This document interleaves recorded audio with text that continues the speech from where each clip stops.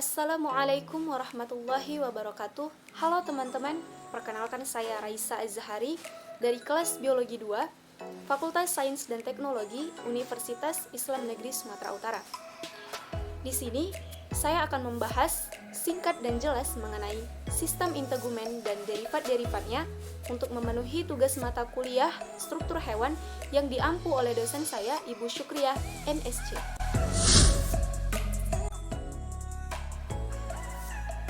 Baik teman-teman, di sini kita akan membahas mengenai definisi dari sistem integumen dan derivatnya, fungsi dari kulit tersebut, bagian-bagiannya, dan turunan atau derivat-derivat dari kulit tersebut. Yang pertama yaitu definisi dari sistem integumen dan derivatnya. Nah teman-teman, apa itu sistem integumen? Sistem integumen itu berasal dari bahasa Latin, yaitu integumentum yang berarti penutup. Sistem integumen merupakan sistem organ yang membedakan, memisahkan, melindungi, dan menginformasikan hewan terhadap lingkungan sekitarnya. Nah teman-teman, kenapa saya memilih sistem integumen ini sebagai pokok pembahasan yang akan saya paparkan? Kenapa bukan pembahasan lain seperti itu? Jadi, perlu kita ketahui teman-teman bahwasannya sistem integumen ini merupakan sistem organ yang terbesar, ya, yang merupakan sistem organ yang terbesar yang nantinya akan mencakup kulit, rambut, sisik, bulu, dan produk lainnya yang di sini berfungsi dalam menutupi permukaan tubuh. Jadi merupakan sistem organ yang terbesar. Baik teman-teman, sistem integumen ini dapat dianggap terdiri dari kulit yang sebenarnya dan derivat-derivat dari kulit teman-teman. Nah, apa itu kulit yang sebenarnya? Kulit yang sebenarnya itu terdiri dari 3 lapisan utama, yaitu ada epidermis, dermis, dan juga hipodermis yang nantinya akan kita bahas selanjutnya. Selanjutnya,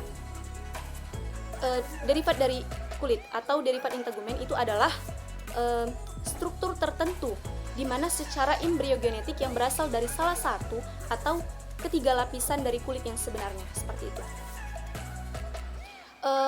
Sistem integumen ini teman-teman memiliki peranan yang sangat penting terhadap lingkungan luar, proses adaptasi terhadap lingkungan luar yang terus-menerus mengalami perubahan. Kulit, seperti yang saya paparkan tadi, kulit ini merupakan lapisan terluar yang merupakan organ tunggal terberat. Sekitar 15-20% itu merupakan berat badan total.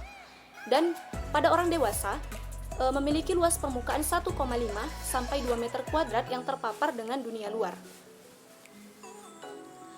Baik teman-teman, sebelum kita memasuki lebih lanjut mengenai struktur kulit tersebut, histologis maupun bagian-bagian dalamnya, maka kita perlu memahami dulu fungsi dari kulit tersebut.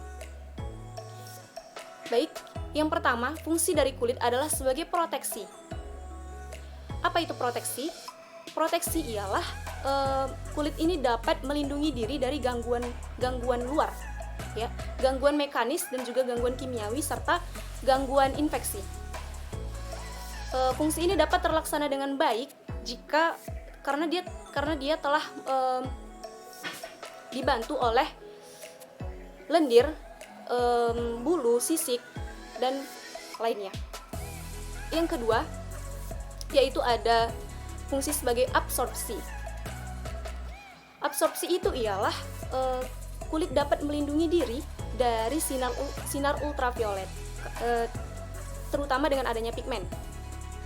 Yang ketiga, yaitu sebagai persepsi. Nah, apa itu persepsi?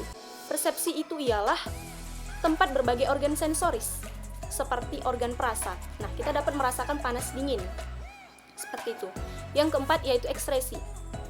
Ekskresi ialah dapat mengeluarkan hasil sisa-sisa metabolisme, yaitu seperti kita dapat mengeluarkan keringat, kotoran maupun racun.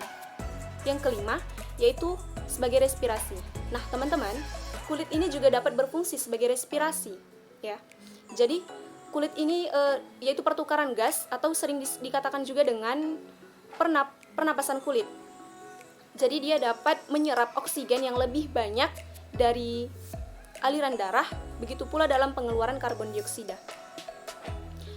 Fungsi kulit selanjutnya yaitu sebagai termoregulator, yaitu berkontribusi dalam pengaturan suhu tubuh. Selanjutnya, fungsi kulit yaitu sebagai cadangan makanan atau penyimpanan lemak ya, dan juga pembentukan vitamin D. Baik teman-teman, tuntas sudah pembahasan kita mengenai definisi dan fungsi dari kulit. Selanjutnya, bagian-bagian kulit. Bagian-bagian kulit seperti yang saya paparkan tadi bahwasannya ada 3 lapisan utama, yaitu ada epidermis, dermis, dan hipodermis. Epidermis, dermis, dan hipodermis memiliki jaringan penyusun yang berbeda-beda, teman-teman. Memiliki lapisan penyusun yang berbeda-beda. Yang pertama kita bahas yaitu epidermis. Epidermis merupakan lapisan terluar atau disebut juga dengan kulit ari. Epidermis merupakan lapisan epitel yang berasal dari ektoderm atau lapisan terluar. Nah, teman-teman, epidermis ini dibangun oleh 2 atau lebih sel epitel pipih. Epidermis berfungsi melindungi tubuh dari masuknya benda asing dan mencegah evaporasi cairan berlebih, di mana menimbulkan perbedaan utama antara kulit tebal dan kulit tipis. Kata kulit tebal dan kulit tipis itu sebenarnya merujuk pada ketebalan lapisan epidermis, teman-teman. Untuk kulit tipis, ketebalannya sekitar 75 sampai 150 mikrometer. Sedangkan pada kulit tebal 400 sampai 1400 mikrometer. Selanjutnya, terdapat jaringan penyusun dari epidermis tersebut, yaitu ada namanya keratinosit. Nah, keratinosit ini apa? Keratinosit ini ialah yang berfungsi dalam meregenerasi kulit dari sel-sel yang mati diganti menjadi sel-sel kulit yang baru, seperti itu. Selanjutnya, terdapat 3 jenis sel epidermis yang sedikit ditemukan di dalamnya, yaitu ada sel melanosit, sel Langerhans, dan juga sel Merkel. Yang pertama yaitu sel melanosit. Sel melanosit merupakan sel-sel khusus yang terdapat di bagian membran basal epidermis, pada lapisan epidermis yang untuk menghasilkan melanin melalui proses melanogenesis.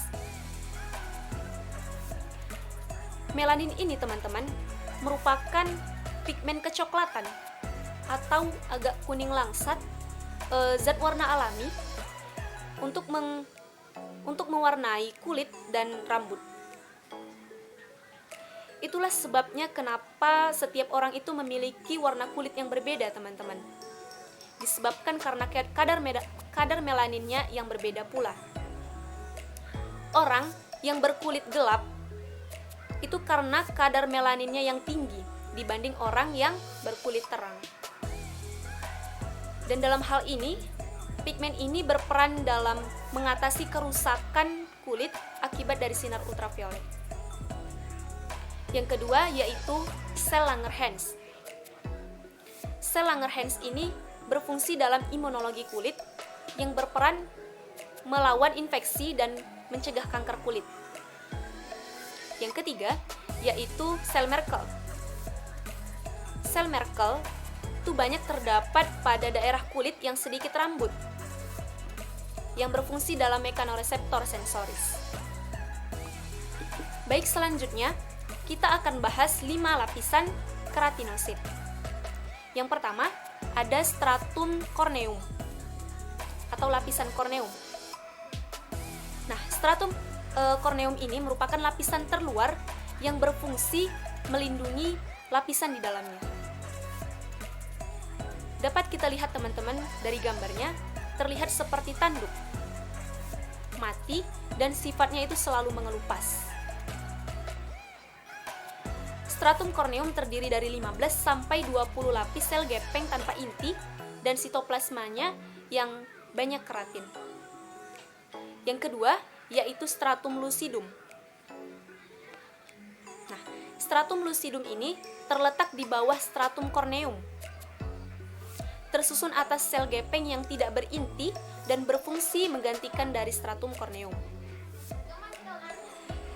Ini merupakan lapisan tipis yang hanya terdapat pada telapak tangan dan juga telapak kaki. Yang ketiga yaitu stratum granulosum. Nah, stratum granulosum ini terletak di tengah yang tersusun atas sel-sel yang berinti dan mengandung pigmen melanin. Dalam hal ini, stratum granulosum bekerja dan menghasilkan lemak dan molekul lainnya yang dapat melindungi kulit. Yang keempat yaitu stratum spinosum. Nah, stratum spinosum ini dikenal sebagai lapisan tertebal yang berfungsi memproduksi keratin yang juga melapisi kulit kepala dan kuku. Yang kelima, stratum basal, yaitu lapisan terdalam di epidermis yang aktif membentuk sel kulit, yang tersusun dari sel-sel berbentuk kolumna pembentuk melanin. Dalam hal ini ada pigmen melanin seperti itu. Sel-sel pembangun stratum basal selalu membelah, dan sel-sel baru hasil pembelahan akan mendorong lapisan sel yang paling luar menuju arah permukaan. Selanjutnya kita bahas yang kedua, dermis. Dermis ialah lapisan kedua di bawah dari epidermis, yang terdiri dari jaringan ikat, tersusun dari jaringan ikat yang dinamakan sering kulit jangat. Dan dermis ini sifatnya lebih tebal daripada epidermis. Pada dermis dijumpai yaitu akar, pembuluh darah, kelenjar, dan akhiran saraf sensoris. Nah, teman-teman, dermis ini juga memiliki lapisan penyusun, yaitu ada dua lapisan penyusun. Yang pertama, lapisan atau stratum papillaris, yang kedua, stratum reticularis. Yang pertama, yaitu stratum papillaris. Stratum papillaris dapat kita lihat dari gambarnya, dia menonjol ke epidermis, di mana jaringan fibros tersusun longgar yang berisi ujung serabut saraf dan pembuluh darah. Yang kedua yaitu stratum reticularis.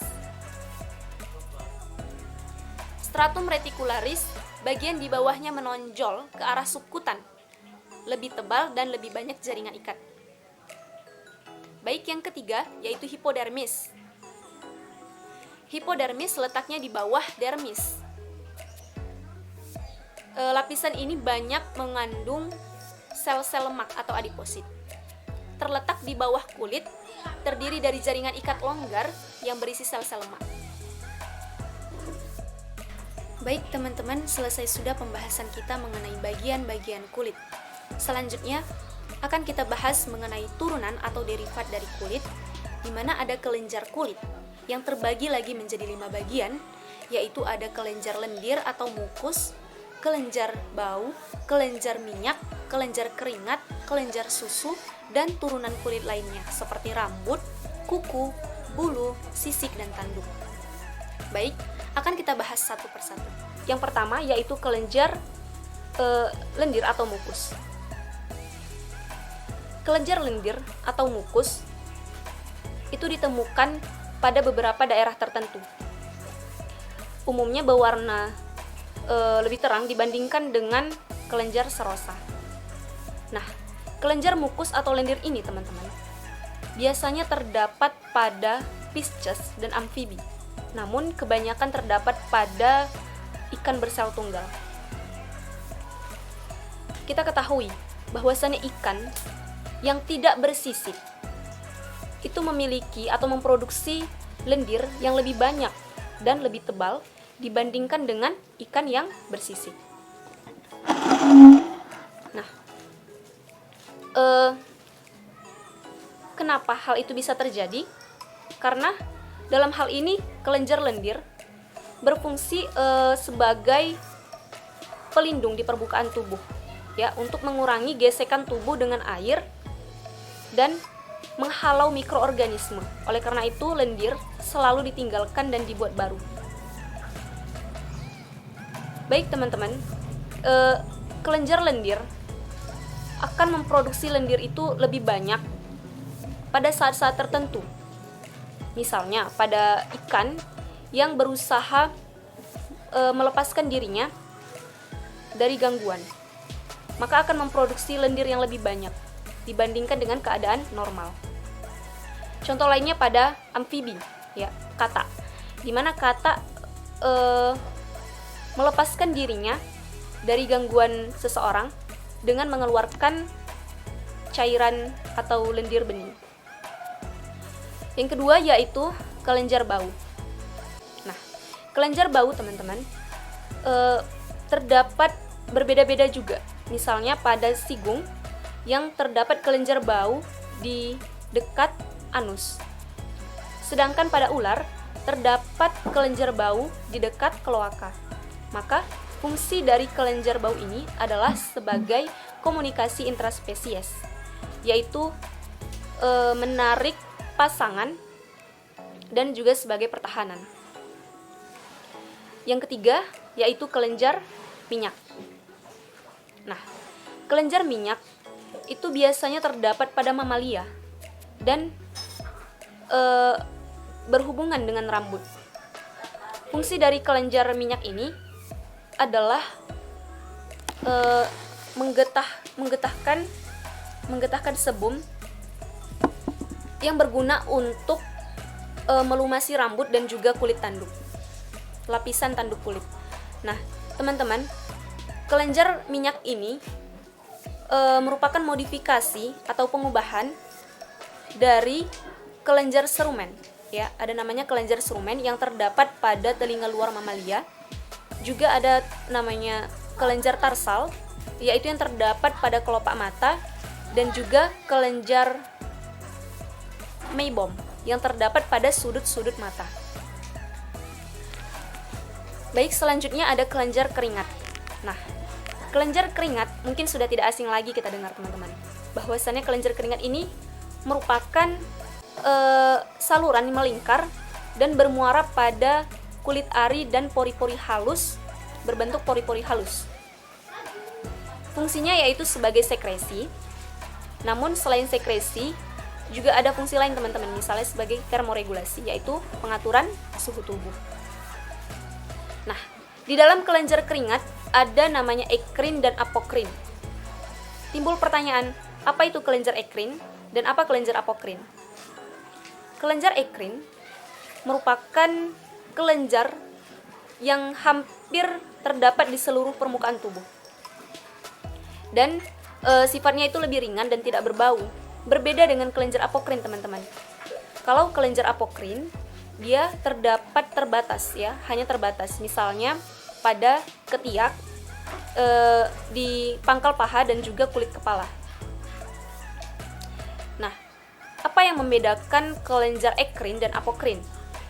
Ya, kelenjar ekrin dan apokrin itu berbeda dari segi lumen sekretorik kelenjarnya, di mana lumen sekretorik kelenjar apokrin itu jauh lebih besar dibandingkan dengan kelenjar ekrin.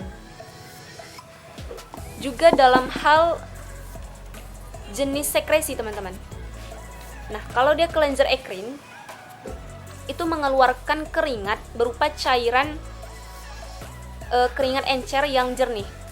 Kalau kelenjar apokrin mengeluarkan cairan bening yang kental. Selain itu, yang membedakan adalah dari segi fungsi, di mana kelenjar ekrin yang berfungsi sebagai termoregulasi, sedangkan pada kelenjar apokrin yang mengeluarkan bahan kimia feromen yang menarik lawan jenis. Baik, selanjutnya yaitu ada kelenjar susu, di mana kelenjar susu merupakan modifikasi dari kelenjar keringat. Ya, kelenjar susu ini hanya terdapat pada mamalia. Baik teman-teman, selanjutnya ada turunan atau derivat lainnya yang berupa rambut, bulu, kuku, tanduk, dan juga sisik. Yang pertama yaitu rambut. Nah, rambut ini merupakan organ seperti benang yang terdapat di kulit hewan dan biasanya itu pada mamalia. Fungsinya yaitu sebagai termoregulasi atau pengaturan suhu tubuh dan juga sebagai organ indera. Nah, teman-teman, rambut terdiri dari dua bagian, yaitu ada bagian akar dan juga bagian batang. Bagian akar itu merupakan bagian yang terbenam dari rambut itu, sedangkan pada bagian batang yaitu bagian di luar kulit. Ada juga tipe-tipe rambut kita ketahui pada bayi, ya. Pada bayi di mana memiliki rambut yang lebih halus dan pigmennya itu lebih sedikit, teman-teman. Berbeda pada orang dewasa. Kalau pada orang dewasa di mana memiliki pigmen yang lebih banyak dan juga lebih kasar seperti itu. Nah, kalau pada orang dewasa, selain terdapat di kepala, rambut itu juga terdapat di kelopak mata, di ketiak, kemaluan, dan kumis, serta lainnya. Itu merupakan dipengaruhi oleh faktor androgen, teman-teman, atau faktor hormon seks seperti itu. Baik, selanjutnya ada pertumbuhan. Nah, ada fase-fase dalam pertumbuhan rambut ini. Yang pertama ada namanya fase anagen. Fase anagen ini merupakan fase pertumbuhan di mana 0,35 mm sehari selama 2-6 tahun. Yang kedua yaitu fase telogen, yaitu fase istirahat, di mana rambut ini akan mengalami pertumbuhan terhenti seperti itu. Pertumbuhannya terhenti dan selama beberapa tahun. Yang ketiga yaitu fase katagen, di mana fase katagen ini merupakan fase yang sudah tidak lagi tumbuh, ya, rambut tersebut, yaitu fase peralihan kalau dibilang. Yang kedua, kuku. Nah, kuku berfungsi yaitu melindungi ujung jari yang lembut dan memiliki serabut saraf yang banyak sehingga harus dilindungi, dan juga berfungsi dalam mempertinggi daya sentuh kita. Nah, teman-teman, kuku ini kenapa berwarna merah gitu kan? Jadi kuku ini berasal dari pewarnaan dari darah, sebagian dari darah dan juga sebagian lagi dari pigmen yang ada dalam epidermis. Seperti itu, yaitu terutama dalam pigmen melanin. Yang ketiga yaitu bulu.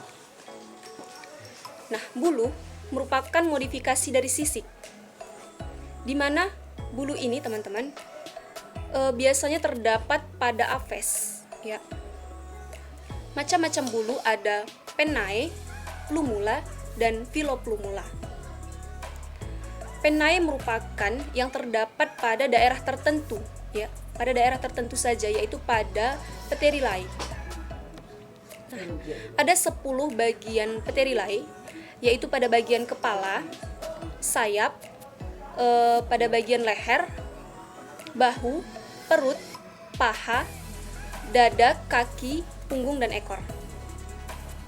Yang kedua yaitu plumula. Nah, plumula ini adalah bagian bulu yang kecil dan terdapat racis yang banyak. Nah, racis itu ialah lanjutan dari calamus, di mana sumbu bulu yang tidak berongga dan memiliki sumsum dan jaringan. Nah, sebelumnya teman-teman ada tingkatan bulu yang sempurna, ya. Yang pertama yaitu ada shaft ataupun tangkai. Itu merupakan poros utama bulu. Yang kedua yaitu calamus. Calamus itu adalah tangkai pangkal bulu. Yang ketiga racis, ya. Racis seperti yang saya katakan tadi, bahwasannya racis adalah lanjutan dari calamus, di mana sumbu bulu yang tidak berongga dan terdapat sumsum dan jaringan di dalamnya. Yang keempat, vexillum. Baik, selanjutnya macam-macam bulu yang ketiga yaitu ada Philoplumula, Philoplumae. Philoplumae merupakan bulu-bulu yang halus yang terdiri dari racis dan rami dan calamus yang telah tereduksi. Baik, selanjutnya ada tanduk. Nah, tanduk itu merupakan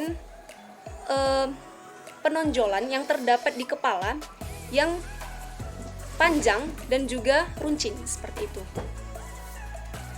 Nah, teman-teman, tanduk itu ada macam-macamnya atau jenis-jenisnya ya. Yaitu ada tanduk kosong, tanduk rambut dan juga tanduk antler ataupun rangga gitu. Kita akan bahas satu persatu. Yang pertama yaitu tanduk kosong. Nah, tanduk kosong itu dibangun oleh sumbu tulang yang merupakan penonjolan dari tulang frontal pada kranium yang ditutupi oleh suatu seludang tanduk yang tebal. Sifatnya itu tidak pernah lepas dan tidak dapat diganti serta tidak pula bercabang. Contohnya kita lihat pada sapi, domba, kambing, kan? Yang kedua yaitu tanduk rambut. Nah, tanduk rambut ini dapat kita lihat contohnya pada badak, teman-teman. Di mana sejumlah rambut itu menyatu dengan tanduk dan bersifat tetap. Yang ketiga yaitu rangga atau antler. Nah, rangga atau antler ini contohnya pada rusa, ya. Jadi rusa itu dikenal dengan adanya antler, teman-teman, atau tanduk rusa, di mana terdapat penonjolan tulang frontal yang tumbuh dan bercabang serta dapat pula dilepaskan gitu, dapat pula diganti. Nah, pada rangga atau antler ini kita lihat pada rusa di mana bukan merupakan derivat kulit, teman-teman. Kenapa? Karena lapisan kulit itu hanya ada pada pertumbuhan saja. Lapisan kulit dari antler ini hanya ada pada pertumbuhan saja.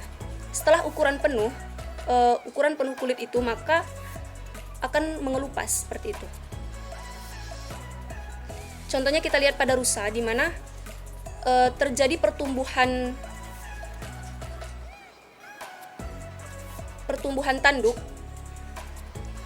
setelah setiap tahunnya seperti itu, yaitu terjadi pada musim panas dan terjadi pada rusa jantan saja. Setelah itu maka diganti, jadi setiap setahunnya itu diganti seperti itu. Dan fungsi dari tanduk rusa itu adalah untuk melindungi diri. Ada juga sisik, ya, sisik yang semacam lapisan kulit yang keras dan berhelai-helai.